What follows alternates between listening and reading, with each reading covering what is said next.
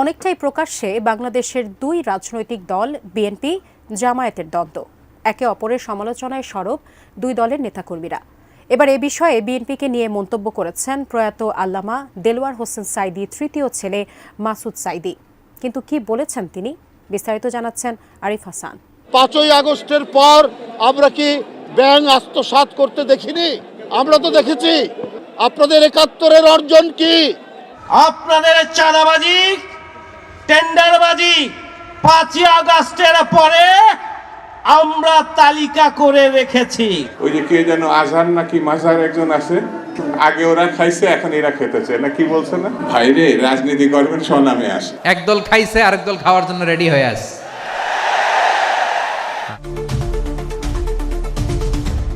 জুলাই গণঅভ্যুত্থানের মাধ্যমে দেশের রাজনীতিতে নাটকীয় পরিবর্তন এসেছে। আওয়ামী লীগের অনুপস্থিতিতে আগামী নির্বাচনকে সামনে রেখে এখন মুখোমুখি বাংলাদেশ জামায়াতে ইসলামী এবং বাংলাদেশ জাতীয়তাবাদী দল বিএনপি। দীর্ঘদিন রাজপথে একসাথে সহাবস্থানে থাকা দুই দলের নেতাকর্মীরা এখন একে অপরের সমালোচনায় মেতে উঠেছেন।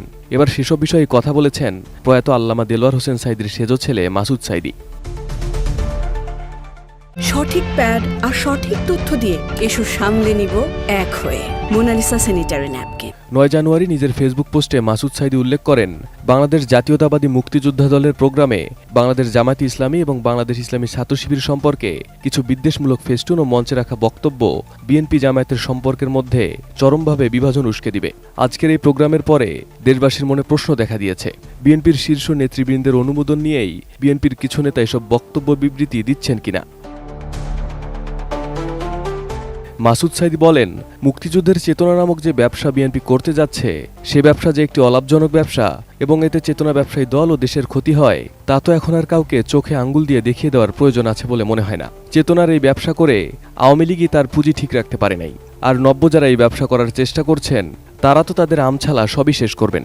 বিএনপির শীর্ষ নেতৃবৃন্দের কাছে জিজ্ঞাসা, আওয়ামী লীগ যা করে নিজ ও দেশকে ধ্বংস করেছে, সেই সব কাজ বিএনপির মতো জনপ্রিয় একটি দলের করাটা কতটা যুক্তিযুক্ত, কতটা গ্রহণযোগ্য।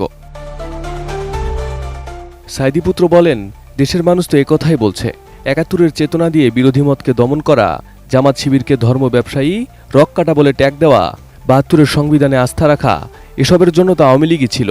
নতুন করে বিএনপিকে আর কি দরকার? লীগের পথে কোনো কল্যাণ নেই, বরং লীগের পথ যারাই ধরবে তাদেরকে দেশের মানুষ বর্জন করবে, এটাই প্রমাণিত।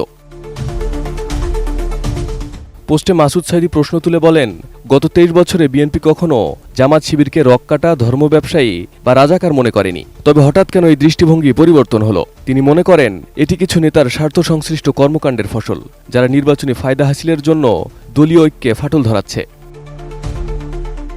সাঈদী পুত্র জানান, দেশের মানুষ বিএনপি এবং জামায়াতের মধ্যে কোনো ভাঙন দেখতে চায় না, বরং দেশের বৃহৎ দুটি দলের ঐক্যবদ্ধ প্রয়াসে ফ্যাসিবাদ এবং মুজিববাদ চিরতরে নির্মূল করার আহ্বান জানিয়েছেন তিনি। তার মতে, বিভাজনের রাজনীতি, সংঘাত এবং অনৈক্যের পথ পরিহার করে সমন্বয়ের পথে হাঁটতে হবে।